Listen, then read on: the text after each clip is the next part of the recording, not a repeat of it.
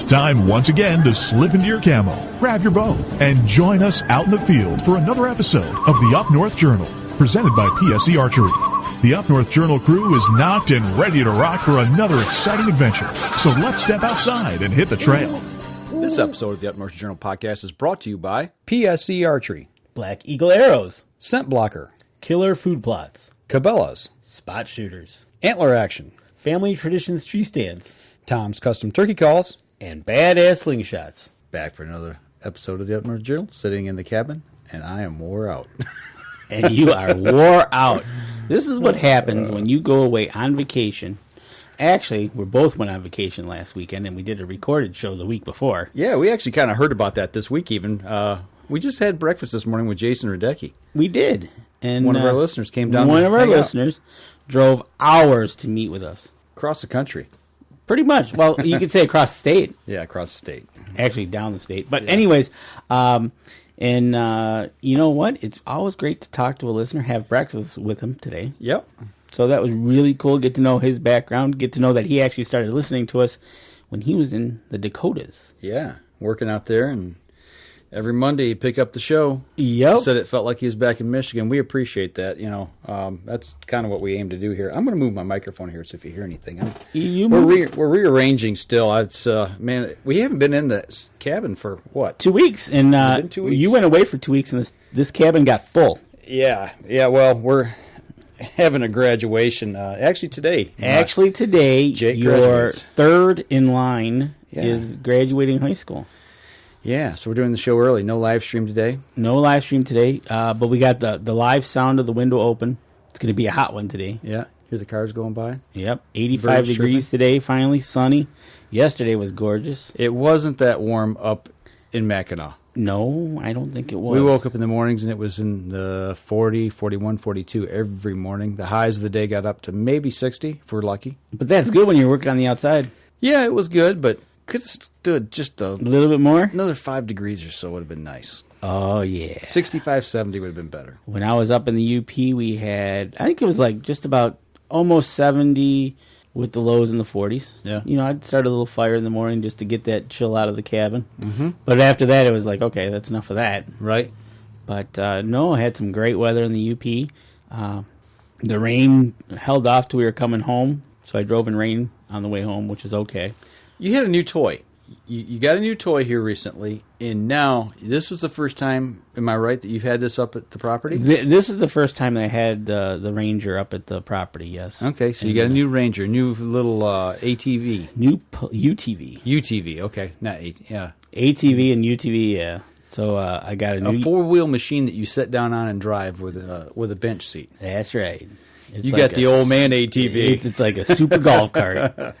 So, how was that?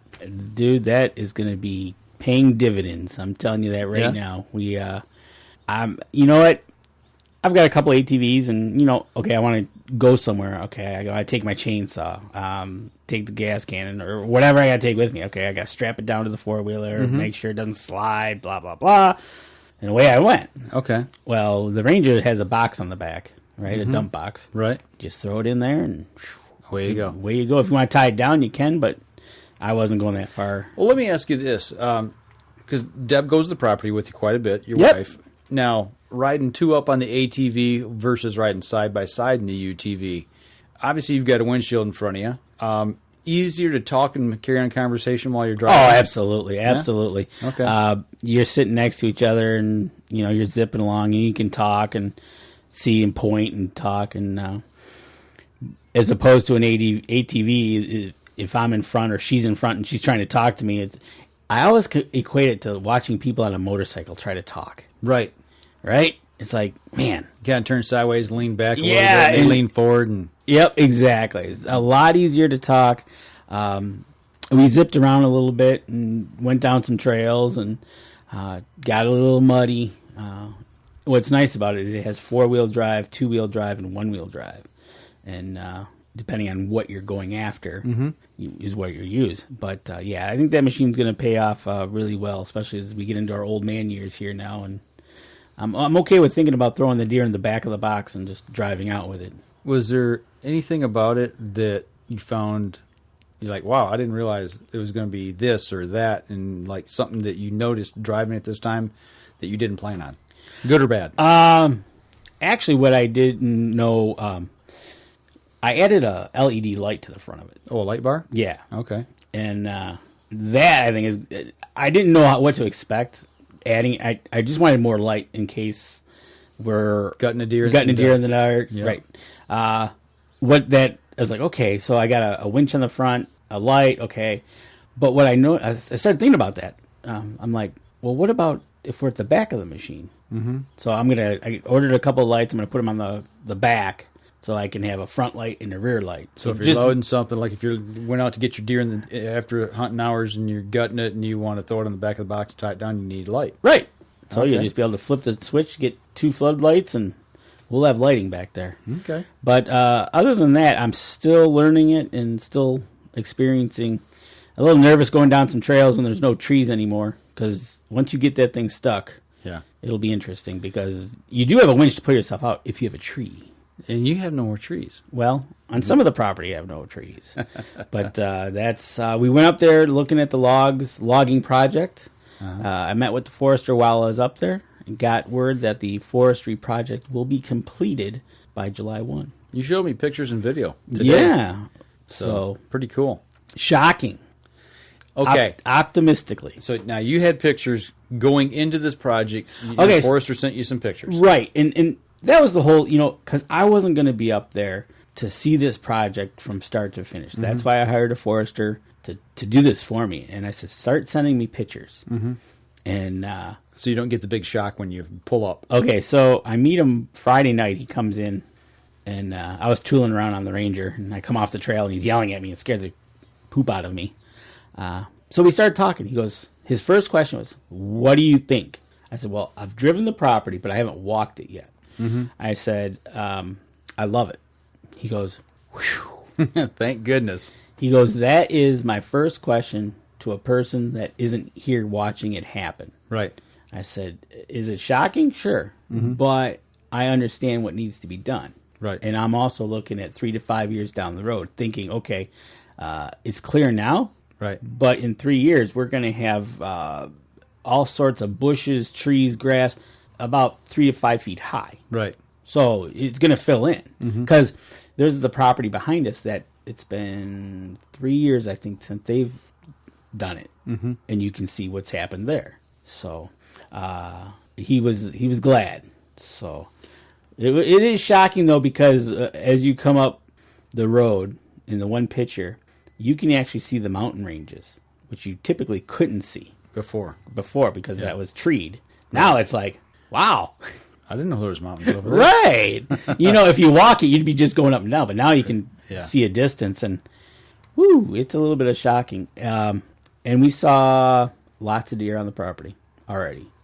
Okay. So, and in talking with the forester, he says, out of all the projects I have right now, I've seen the most deer active on yours. Well, you said in the last 2 years that you've got a lot of doe on your property. And we saw a fawn with a doe. Okay. So that was good to see. She was walking in the thick stuff in the field, and you could see these little legs just walking through. Mm-hmm. So I hope it makes it.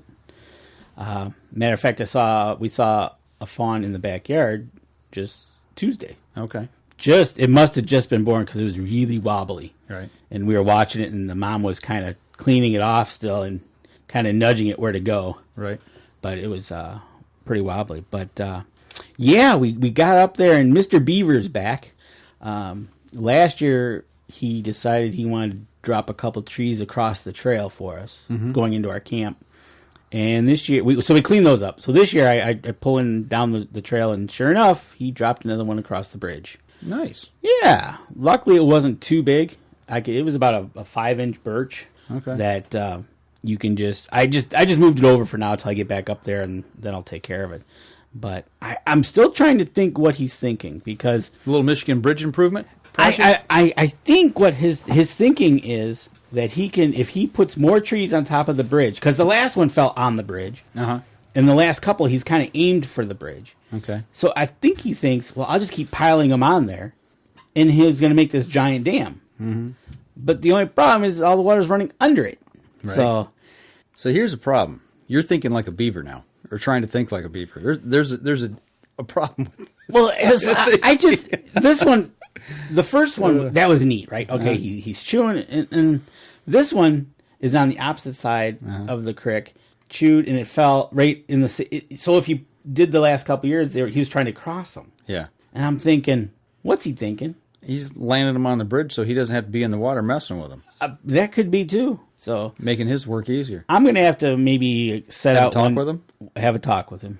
Go. I know where he lives. He lives upstream, a couple hundred yards. Yeah, and that was another thing. Is like, I think he's trying to improve his habitat by flooding out some more. Okay, but that ain't gonna happen. Tell you that. Telling him right now. He's trying to build a fishing pond.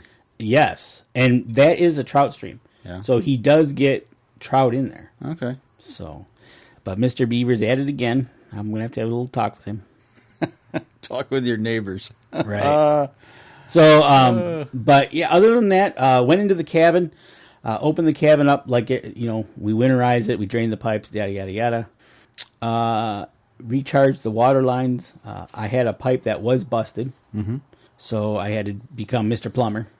Okay. And we use PVC piping up there, so basically I just had to figure out where to cut it, remodel it. Measure twice, cut once. Adult Lincoln Logs. Yes. Or Tinker Toys. Yeah. Adult Tinker Toys, yes. And so basically that's what I did. I needed to run to town for a few items. Came back, I cut it, I put it all together, put it in. Yep, that'll fix.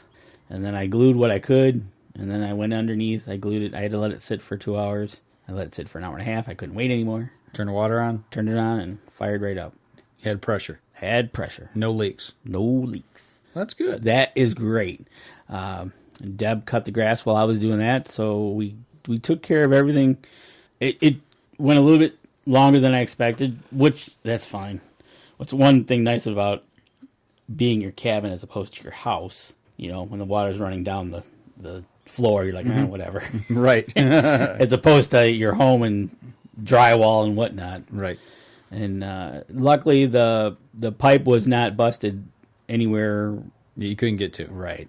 Then that becomes a whole other issue. Well, tell you what, let's step aside. We take our first break, come back. I want to talk to you a little more about the logging project. All right. What you saw there, what your thoughts are in the future, and all that. So, I'm excited. All righty. So we'll step outside. We'll be right back after this. PSE Archery has always dominated the speed category. Now, the most revolutionary cam system ever to hit the market has perfected the shooting experience. Introducing PSE's Evolve cam system, featuring extremely high let-off capabilities and the smoothest draw cycle in history. No other cam system has ever delivered this level of total comfort and total control. Experience PSE. Experience performance. Killer Food Plots have been helping property owners for over 20 years create premier whitetail habitat. Whether replenishing your soil with their all-natural Organics Fusion pellets or planting a premier KFP food plot seed blend to help your deer rebuild their bodies through spring and summer while supplying the much-needed high energy during and after the rut, you can trust that Killer Food Plots family and their products will help your deer achieve their full potential.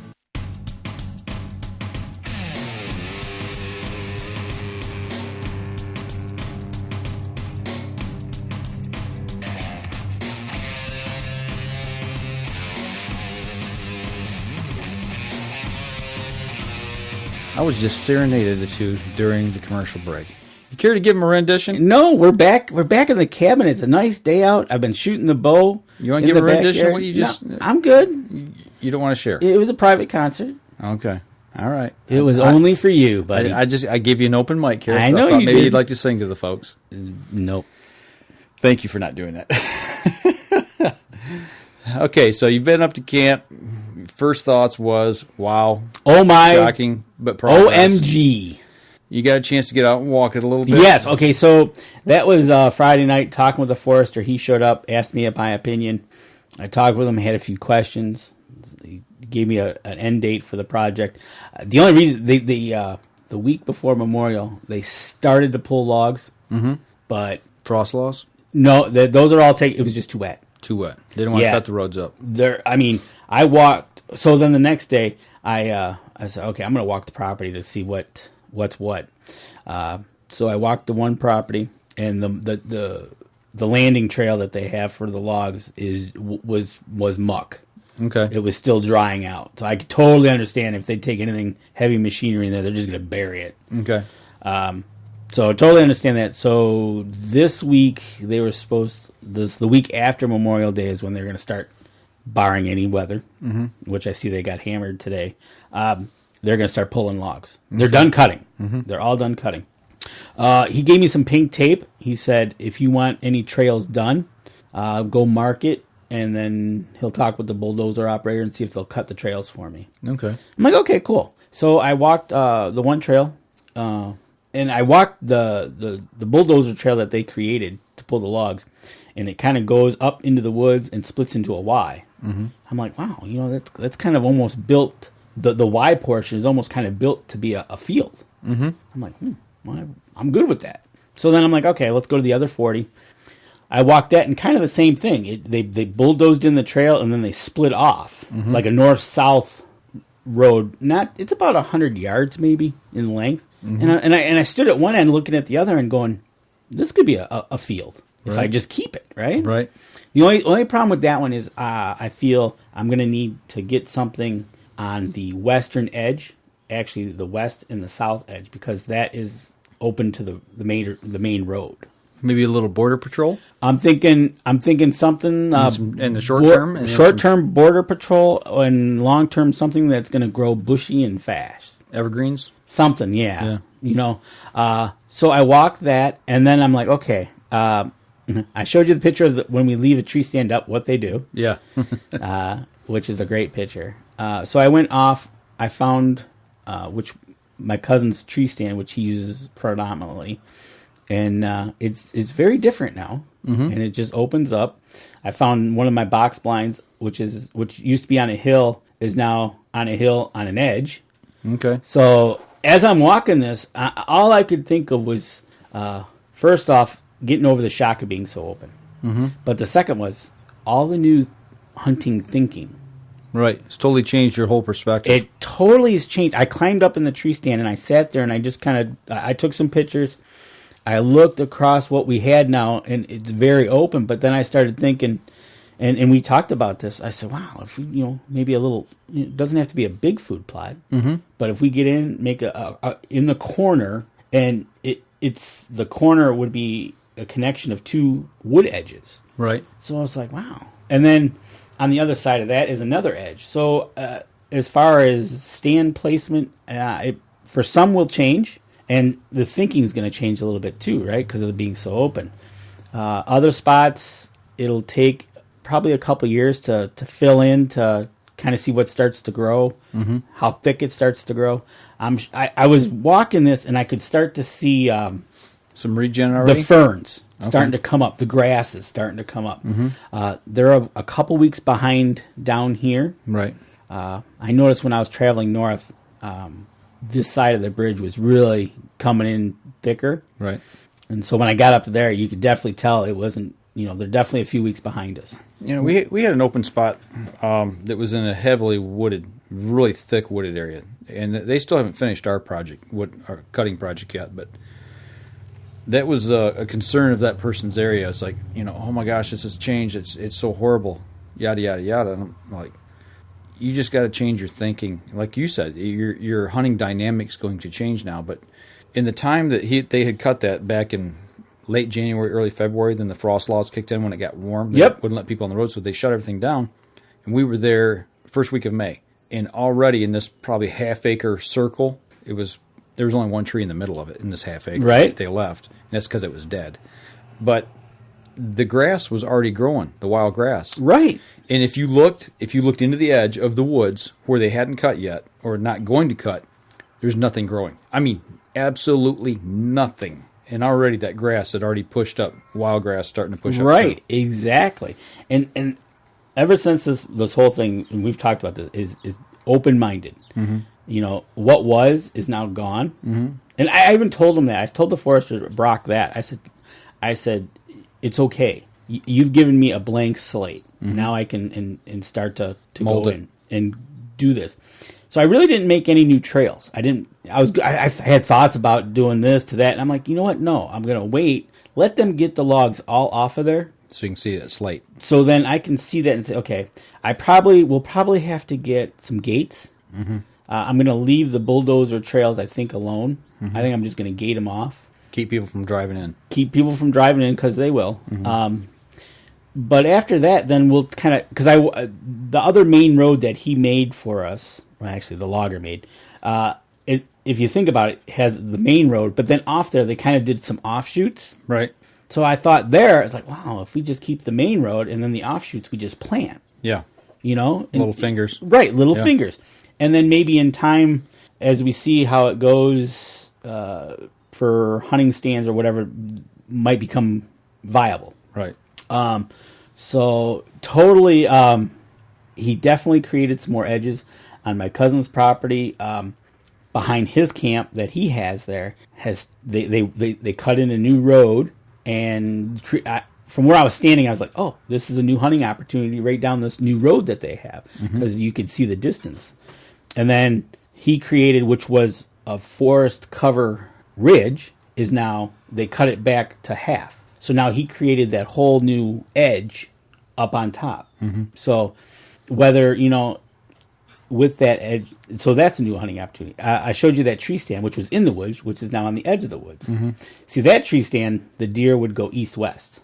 But now I think the deer are going to switch and go north-south on that. Along that edge. Along the edge. Along the edge. Yeah. So, and that's, I actually started, it was fun to start thinking that way. It's like, okay, wow, this is really open. But look at that edge I have. Mm-hmm. And then he left pockets of woods to start to regenerate. That's what I liked about the way that it was logged. You could see these little pockets, and you can just imagine in your mind deer transitioning and using that as cover to get from one place to the other. Exactly, and you can see the zigzag or how you could almost picture them walking. Mm-hmm. And I tell you what, there was enough. I did see some wolf tracks. Enough tracks. I'd seen enough deer on the property that says they've already been in there. They're on those tops, eating those off left and right. But, the deer are definitely moving through there. It's a little tough for them, like it was for me, because of all the brush. Mm-hmm. So we might get in there and do a little bit of cleaning up. It won't take long for the smaller ones to deteriorate and press into the land. But, no, it's exciting. It's free-thinking, clear, new slate. How are we going to handle it? Okay, so now here's the next question. Because this isn't just your property. This is kind of family owned, but you're kind of managing this project. Right. What's going to be the reaction when the rest of the hunting party shows up and sees what's happened? Well, I know one member said, wow. But then he says he's excited. Mm-hmm. Almost the same thinking as I am. Mm-hmm. And so far, that's only the one reaction I've gotten so far. We'll know probably in July. When I think there's going to be a couple of us up there together. And we're going to look at it.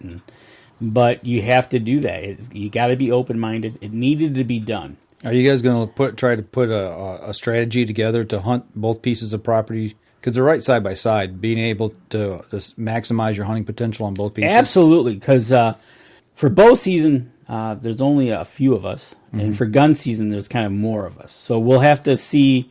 we'll probably definitely have to walk the property to see where the spots were and say, okay, because I know in my cousin's tree stand, I can't sit where I used to sit because I'm in the wide open now. So it's like, okay, I understand that, but I'll, maybe by then I'll find out where they're traveling. Sounds to me like we need to make a weekend trip up there and fly the drone. You know what? I think I did the video on the Ranger, right? Mm-hmm. I'd like to do the same thing. And have you run the drone over the top of it and see from, and you said 450 feet? 400 feet I can fly. And you can see a long way. I flew it this week up north when I was in Mackinac at my mother-in-law's property. And she's, I don't know, quarter mile, half mile west of the bridge. Right. Right on the water. And I sent it up off the top of her deck, went right up in the air, 400 feet straight up. You can see the bridge from above. You can see the whole city of Mackinac, and as you turn the drone around, you can see very easily see the whole North Shore. You can see the outcropping of the peninsula going into Lake Michigan, the outcropping of the peninsula going into Lake Huron. Wow. I was just like, as I'm watching it on the monitor, as I'm recording it and flying, I was just like, wow. I mean, normally everything I see is wooded, but when you see water and it's open and it's flat, it's pretty revealing and eye-opening. It is. So, yeah, I'm thinking do that same route, but you could almost sit in the back of the Ranger controlling it and run the drone with us. Yep. That would be, I'd like to see that from that perspective. We'll have to, there's a thing we can set up on it. I haven't tried it yet. It'd be a great opportunity seeing how it's so open up there. It's called Follow Me. And as long as we're in the Ranger Rover with the controller, put it in follow me mode, and we drive, and it just hovers over us and follows us. Oh, that'd be perfect then, because my acreage is split by 2 main roads, so we could do one and then do the other. But no, it's I think it'll be interesting in November for gun season. Bow season might be, I think I might try a couple new spots. I won't be trying that one tree stand that I showed you. That's good. It's in the middle of the open. Yeah. There's no cover. Which is kind of funny because that was on the edge of a thicket when we put it up. Yeah. It was a transition between the conifers and the hardwoods, right? So it was like, okay, this is a good spot. It's now a really open spot. Right. So the plan is get up there in July and then just finishing the project with Brock, and then maybe sitting down with my cousin. It might have to wait till November when we're all there and say, okay, this is what we've done. Okay, this is what do we want to do now, right? Yep. Maybe take GPS and go to each corner of the property and mark the corners. Okay, so of all those, and then put it into like Garmin Basecamp. Yep. And have it plot it for you, and then figure out your trail and all that kind of stuff on there. And you can start looking at different places and distances. Exactly, and the trail we used to use, I don't know if we'll use it anymore because the one which was they left like a finger of woods. That trail pretty much, I think, walks right down the middle of that. So we might actually try to stay out of that now. Right. Yeah, your travel routes are going to be dictated now, but wind direction, proximity of other landowners, and hunting pressure and things of that nature, and creating different sanctuary areas. Right. That's one thing we're dealing with at our camp right now is, driving situations of how we're going to start trying to get around the property. Absolutely. And one thing that Brock, the first thing he did was he walked the entire properties and he marked the boundary in blue. Okay. So every blue mark is a boundary of the property. Then he rewalked it, creating zones with red marks, 2 red marks. That was a zone he didn't want them going into clear cutting, or if you went in there, you select cut what you needed and pulled it out. You didn't go in there and just tear it up. Yeah. So I'll have to get back into that and go into. I pretty much walked it all except for one corner of the property. So I'm excited. The weather was, that was another thing about the weather, right?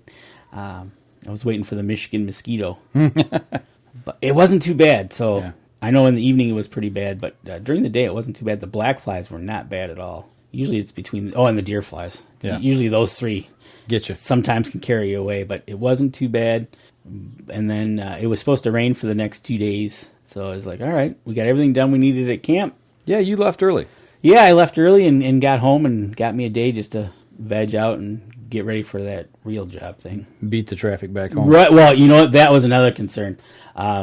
And I'm kind of glad we did. We did have some pretty decent traffic in the lower. The upper, not so bad. But I just wanted to get past all that stuff. And for people that don't live here in Michigan, don't realize that there's, from the east side of the state, we got 75 that goes north. From the west side of the state, you got either 127 or 131 that goes north and south. Yep. And everybody in the southern part of the state that goes, we always talk about going up north. That's what we call it, going up north for the weekend or holiday or whatever. Those roads are the ones that are traveled. And I tell you what, it's stop and go. And we left on a Thursday night, and I'm always glad we do because we usually stop in Manistee, a little mom and pop hotel. Right. We bring the dogs, and we left here 3:00, just getting up past exit 190. It's like get me there, right? But as soon as we did that, it wasn't too bad at all. But the traffic at the bridge coming back was backed up. Yeah. Okay. It was pretty good. So that's good to see in a sense of people are traveling. That's good. So, but other than that, man, I am excited to get this project. I thought this project was going to take a lot longer. According to him, he was, it could take up to 2 years to complete. Depending on weather. Yeah, depending on, and he said, nope, it'll be done by July 1. That's good. I'm like, wow. So, excited. I'll tell you what, let's step outside. We take our second break here. We come back, we'll continue covering some stuff that we've been up to here for the last week or so. So we'll be right back after this. So what do you do when you've completely redefined the way bows are engineered? When you've reached the pinnacle and the band starts playing your victory song, you start a revolution out of thin air. Introducing the all-new PSE Carbon Air, engineered with true carbon technology to be the lightest high-performance bow in the world. Experience PSE. Experience performance. Throughout human history, one notorious killer has remained at the top and claimed more lives than any war or natural disaster combined. Mosquitoes. It's time to arm yourself and protect your family this season with Scent Blocker's new Bug Blocker for insects. Lasting up to 8 hours, Bug Blocker not only repels biting mosquitoes that can carry the West Nile virus, but other biting insects, including chiggers, biting flies, gnats, and ticks which can carry Lyme disease. Field tested by outfitters and guides from Alaska to Alabama and everywhere in between. The results are in, and Bug Blocker flat out works. In a high-potency sportsman strength dosage, using 25% no-nonsense DEET, plus 2 specific ingredients to target biting flies, Bug Blocker plays for keeps. For ultimate protection, pair Bug Blocker insects with Bug Blocker ticks.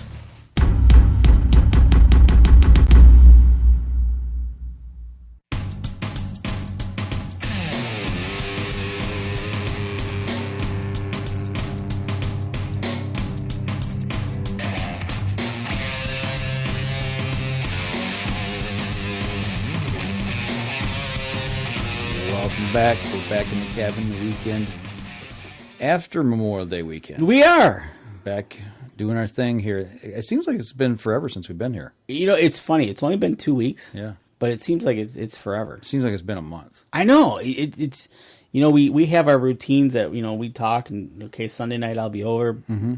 But if you miss a week or 2 weeks or it's like wow. And we started this show at noon. We did. It's 12:30 now. We started at noon on Sunday. Right. Just due to other things going on. So yeah, and so that's how versatile we are. Try to be. Yeah, speaking of versatile, I have been shooting the Evolve. Have you? Yeah. And it's a sweet bow. I've got mine back. It's just but I don't have my sight on it. That's a job today. I want to get the sight put on it. I won't be shooting today, but I will be shooting this week. You got to shoot it because that thing is just, it's lights out. I mean, I'm at 30 yards right now. I'm just taking my time, just shooting. I switched releases, changed releases from a trigger to a thumb release. Really? Yeah. You didn't tell me you were going to do that. I didn't either till last week when I decided just to do it. Why did you decide on that? I wanted to try. I've had it for a year or two, and I've always was like, you're going to try this. No. I was just out shooting in the back, and I was using my trigger, and I don't know. Something was bugging me. And? I was like, all right, go get the other release and start trying that. Instead of using your finger, use your thumb. And? Pretty cool. Different. Instead of pulling with your finger, you're pushing with your thumb.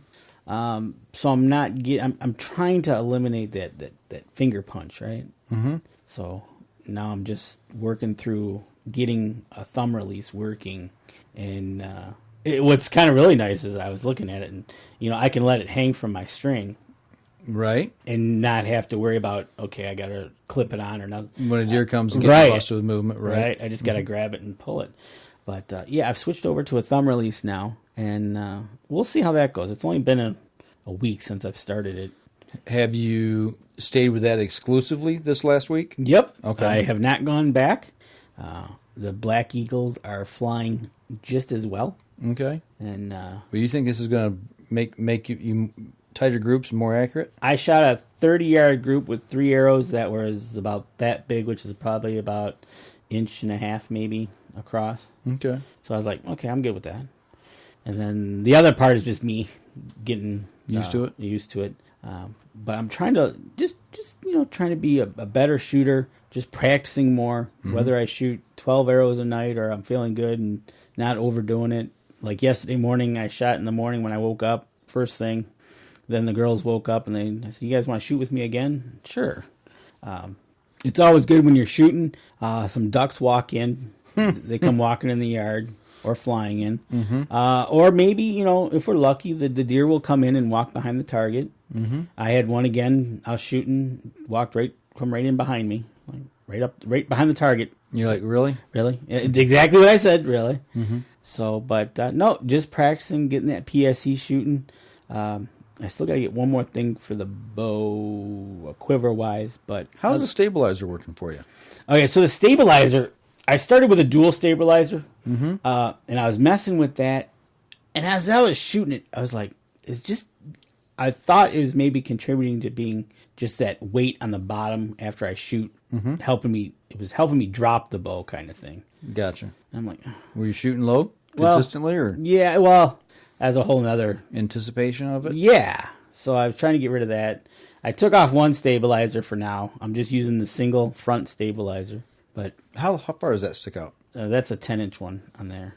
I got the 10-inch. I don't shoot with a stabilizer. I just don't find myself doing it. Again, that Evolve is nice and smooth, and I just hold it with 2 fingers, let it go, and let it fall forward like I wanted to. What I really want to do is I want to get Dan Yassa, since he is, if you ever seen him traveling the country shooting, I want him to critique me and see what he says. I've already had Jim critique me. And so, he gave me some pointers. He goes, "Do you mind if I help you out?" I'm like, "Dude, you're like a champion shooter. I'm okay with that. Tell me everything you know." Right. So he gave me some tips on palm position, and so I'm like, okay. So, hey, I will take all the advice I can.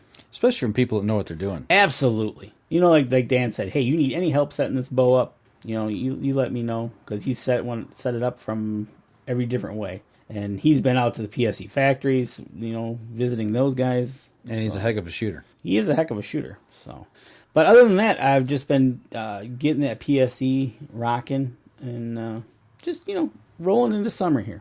I got you. Yeah. Now, some kids down in Ohio want to go fishing. Yeah, I saw that. Memorial Day weekend, Cody and Mara, she's been busy with school and been busy moving and. Oh, she's been so busy. We haven't heard from her in a while. And then, we talked to her, but as far as Facebook and stuff and having her on the show, we got to get her back on here soon. But the kids have been out hitting it hard on the water Memorial Day weekend. Yep, Cody's been out getting those tournaments under his belt and seeing what's going. But I see that they finally decided to come up to some real water and fish instead of staying down there in that gar hole down in Ohio. Well, sorry if anybody in Ohio. I'm just teasing now. He even admits it. He goes, "Man, they got some nice water up here." Yeah. And I tell you what, every time he comes up here, it looks like they did a pretty good job over the Memorial weekend. Yeah, I think they're fishing in Lake St. Clair. I think it was Lake St. Clair. It looks like they got a couple nice smallies. But Mara said that was the biggest one she's ever caught. So size-wise. So obviously Michigan's paying off big dividends for them. Absolutely. So we got to get her on the show. Find out what's going on, see where she's at with school, get an update. I know she's working hard. She's almost done with school. We'll try to figure out where she's at. We have a big celebration, hopefully this fall with her. Right on. She'll be a graduate. But yeah, Cody's been hammering it, fishing away. So yeah, we'll have to get in touch with them. But they had a good Memorial Day weekend, and and I took off here from the cabin Memorial Day weekend and didn't show up until last night at 1 a.m. So I was gone for a whole week. But you were gone for a week. But in that week, you got some information. Yes, I did. About killer food plots. Well, what was it? 2 weeks ago we planted. 2 weeks ago, you were up north planting your behind off. That was Saturday and Sunday. Yep. And I got word, on day 10, 11, somewhere in the middle of this week, day 10, 11, 12, somewhere in there after we planted that we got sprouts coming through. So the germination's happened and we got stuff growing. That's awesome. I mean, that's 10 days into the growing season that you started, you planted on Saturday. 10 days later, you got something coming up. It'll be interesting to see how much you get mowed. by the deer. That's what I'm most concerned about, if this stuff is actually going to get up more than a couple inches high because of the deer. You put out a growing cage just to make sure. I recommended that a guy at work did the same thing over Memorial Weekend. Mm-hmm. He asked me about some seeds, and I said, hey, killer food plots. Matter of fact, he was going to stop at Jay's. Okay. I said, they got some there, because you were there. You need emergency bags. Yep. And I said, but do one thing. I said, put a growing cage down. Mm-hmm. He's like, what? I said, all right, let me give you the scenario. You go and you do all this hard work, you plan it all, and you come up there and there's nothing there. Mm-hmm. You're going to be pretty cheesed off. Mm-hmm. I said, but if you, and I told him just, a 3-foot diameter with fencing. I said, but if you come up there and you see that growing cage and you see what you've planted decently high, that'll tell you that it's growing. Mm-hmm. It's just that the deer are eating it before you get to it. Right. So you think you're going to have that problem? Or I think your field's too big. I don't know. It depends. It really depends. I know we haven't planted anything up there other than my field. Right. So that's the first planting of the season. Our other fields probably won't get planted until probably August. Is that okay? I did want to ask you that question. Is it August, like the 1st of August that you plant? We planted last year the 1st and 2nd of September. Those were the 2 planting days. Oh, really? Yeah, planted late. It was really dry last year. Is that considered late then? I don't think so. I mean, we were planting rye and mammoth red clover is what we planted last year, and it was a good catch. We had a beautiful stand of it. Matter of fact, it was one of them deals when we were turning the field at my field. I was just like, it's one of the things, you're turning down green product that that will sustain through another growing season. Right. And you're turning it under, but we got some good stuff we're putting back in the ground, and that's what we're trying to do. So that we're trying some different things there. The reason I asked was I was thinking about when I was up in July, and I think it is a little different because I'm in the UP, because my first frost is probably going to be middle of September. Right. So I'm like, okay, maybe I can plant. You need to step yours up a good 2-3 weeks before. Right. So I'm 1st thinking, of August, last part of July. Right. So I was thinking maybe when I'm up there in July, I'm not going to go heavy into it this year because I want to make sure that they're all off and gone. Mm-hmm. But I might try to get in some little plots. So we'll see. But I just did have that question for you. But I hope now that you found out you've got germination going on and you got little sprouts coming up, a couple weeks. I don't know when you're going to go back up there, but get a view of that plot and pull some camera cards. Yep. I got cameras up. And I wanted to get up a little bit before I go back up. I mean, I don't know when I'll go back, tell you the truth, but when I do go back up, I want to see some green on the field to where I can show Nick what we've been up to. Right, exactly. Want to show Nick and see how that killer food plots is growing. Absolutely. So, but yeah, that was great news to receive in the middle of the week. I think it was also important, if I remember right, the evening you planted it, you had a little bit of rain. Yep. After we planted, we got just enough to wet the ground good. Yep. Got the little water sprinkler turned on for you, but it rained pretty good the rest of the week. I tell you what, they've had. Matter of fact, talking to the forester up in the UP, it's that the water's at a high level, and he's almost talking like it's been the old 100-year cycle, highest water ever type thing. Okay. So, and I did notice our creek. I could see where it had flooded and went up onto the banks. You know how it draws. You can see the flow line through it. Yep. I was like, whoa, that got up pretty high then. Had some water after the big thaw. Yeah, and then they've had some storms and wet weather up there. And then, matter of fact, they were having it last weekend, getting it again this weekend. I just hope it doesn't get cold. If it stays a little warm, then I'm not worried so much for the fawns and stuff getting sick. But it just got to be a little bit dry, but you don't want it totally dry. Right. Well, I'll tell you what, let's take our last break here. We come back, we'll kind of wrap things up of what I got myself into this week, and we'll be right back after this. I shoot PSE because I like one pin to 40 yards. I shoot PSE for the perfect combination of feel and performance. I shoot PSE because you can shoot lighter poundage and increase arrow speed. I shoot PSE for the fastest bows on the planet. I shoot PSE because my livelihood depends on my bow. I shoot PSE because better engineering makes a better bow. I shoot PSE. I shoot PSE. I shoot PSE. I shoot PSE. Experience PSE. Experience performance. Killer Food Plots have been helping property owners for over 20 years create premier whitetail habitat. Whether replenishing your soil with their all-natural Organics Fusion pellets or planting a premier KFP food plot seed blend to help your deer rebuild their bodies through spring and summer while supplying the much-needed high energy during and after the rut, you can trust that Killer Food Plots family and their products will help your deer achieve their full potential.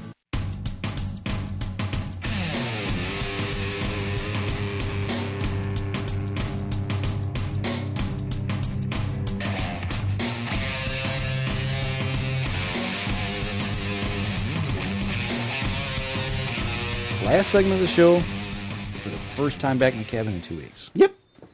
On a warm, sunny. It's getting a little warmer here. I got the window open. It was warm when we started out, and we got a little breeze going, and now it's still sunny out. Yep, sunny's still out. Thunderstorms rolling in this evening. Yeah, thunderstorms this afternoon. You'll be inside enjoying a graduation. Yeah, but one thing I did not enjoy was working this week. You worked everything other than on the outdoors. Well, you were outdoors working, but it wasn't playful outdoor hunting working. No, it's a cottage. We were getting the cottage ready to sell. It is up for sale. Anybody wants a cottage in Mackinac, please give me a call, and I'll give you all the particulars. There you go. But, so you were swinging a hammer. No, not so much a hammer. I was swinging a paintbrush. Whoa! We painted the whole exterior, painted 2 rooms on the interior, cleaned up, put a new floor in, hired some carpet work done, moved a lot of furniture. So you were a busy little beaver. Yeah, getting a cottage ready. Yeah, it just needed freshening up. Yeah, that's what you got to do, right? Yeah. You're planning to sell it, so I haven't worked that hard since before my dad retired back when we were roofing houses. And he told me just before we went on the show that you slave drived him. No, it's just the opposite. I don't know about that. What time do I normally get out of bed? Yeah, well, that debatable on what night you had previously, because I know you've gone anywhere from being early at 8 a.m., which is amazing, to almost probably 11 o'clock. Yeah, well, we were getting up at 6:30 every morning. Well, that's good for you. And we work literally from daylight to dark. We get up, eat a quick breakfast, bowl of cereal or whatever, get to work all day, maybe stop, eat a sandwich, get back to work, and work until one night we worked 11 o'clock. So you were slave driving him. No, he was slave driving me. You know what? I looked into his eye. He looked as innocent as a church mouse. I now remember why it was nice when we quit working together. I love being around my dad. Don't get me wrong. But there's just certain things when you get older, you do things a certain way. Yep. And he still does things the way he did for years. And it's just like, oh, yeah. Now, a fresh memory in your mind. Yeah. See, we were up there, 7 days, 8 days, 7 or 8 days. And about day 3.5, I was starting to get a little grumbly. It's like, come on, man. I'm glad it was you, not me. Pulling me in 3 different directions, And hey, let's do this, let's do that, let's do this. I'll be working on something, put it down, turn around to go get something else to bring to the job to work with. And I'm like, hey, where'd that tool go? What tool? The one I had laying right here.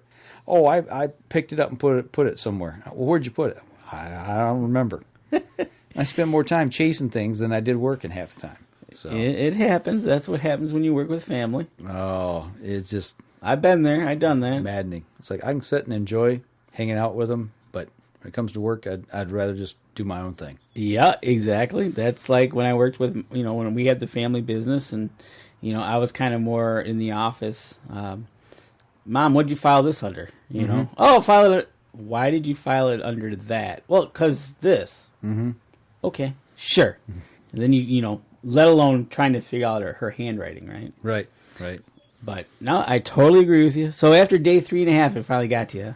Yeah. The last day, they were putting carpet in. Middle of the day, we had nothing to do. I said, get in the Jeep. We're going to dinner. Going to get lunch or dinner, whatever, He gets in, starts pulling out coupons out of his pocket to go get fast food again. And I'm like, no. All week I tried to take him out for dinner. He wouldn't go. I had him in the vehicle. Doors are locked. We're on our way. I was like, we're going. There's a little joint there in town called the Keyhole. It's a little bar, bar-style food. You can get a beer, you can get a soft drink, and get food. So we went to the Keyhole. I said, "There's a menu. Get whatever you would like. I'm paying for it." So we sit there and we had I had a perch dinner. He had whitefish and watched a little bit of softball on TV. He really likes watching college softball tournaments, so that was on. We sat there and watched that and shot the bull for an hour and a half. Good. Just good relaxing time. Got along fine there. I tell you what, that I liked watching that too myself. That's amazing. But you were able to get him out away. Yeah, and then as we're getting ready to leave, got a phone call. He was trying to meet up with a buddy that lived in Wolverine, Michigan, which is about 40 miles south of Mackinac. Yep. And we used to co-own property with him back when I'm talking like a little kid, like when I was 4, 5, 6 years old, all the way up until I was about, probably 10, 11, 12. And it was 80 acres with an old cabin on it. Well, anyway, they retired up there. He called, and they made contact. They came up to see us. And we sat out in the yard while the guys were putting carpet in for about 2 hours just out there and just caught up with him and his wife, reminiscing. He's 82 now. Wow. And I knew he dabbled in guiding a little bit in this area with elk, but he's a certified elk guide for the state of Michigan. Okay. Here you have to have a guide when you draw an elk tag. You do.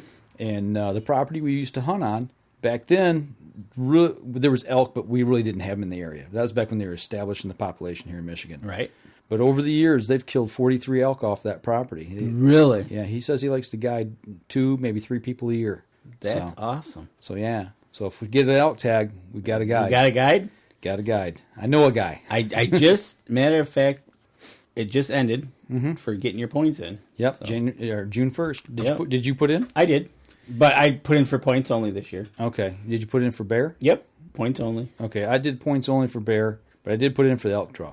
Okay. I always put in. I don't put in for a chance. I always put in for the draw. I was like, if I get that, if I'm lucky enough to get that, I don't care what it is. Come hell or high water, I'm going. Yeah. If I got to go to the bank and take a loan out. And people in Michigan, that's like hitting the lottery. It is. So, no, totally agree with you there. Maybe I'll put in for next year. Yeah. I got my bear points are up there. I know that. I got enough I can draw, but I'm just kind of waiting for the kids to get you said you were waiting for the kids to come up.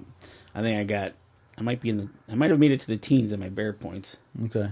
So. Oh, you got more than enough up there. Oh yeah. Where you're at. So you're just picking your time you want to go. Right, exactly. So, and as far as elk, that would be like hitting the lottery. Right. So, but I'm glad you had a good week with your dad. Too bad too bad you slave drived him. I did not slave drive him. But you did get him out for dinner. I did get him out for dinner. Yep. So. Yep, and got the drone up. Flew the drone up there. So I'm gonna be interesting to see that video once I get it downloaded. Right, exactly. See it on a big screen. Yep, check it out and see what that all looks like there for the Mackinac Bridge and everything. So cool. Good week. Very tiring. I feel like I've been run over by a truck. I've had very little sleep, and I think I've lost about 5 pounds. Well, and then tonight you get to enjoy your son's graduating. You know what? You can sleep in tomorrow. How's that? No, I got to look for a new vehicle. Okay then. Yeah, the Jeep.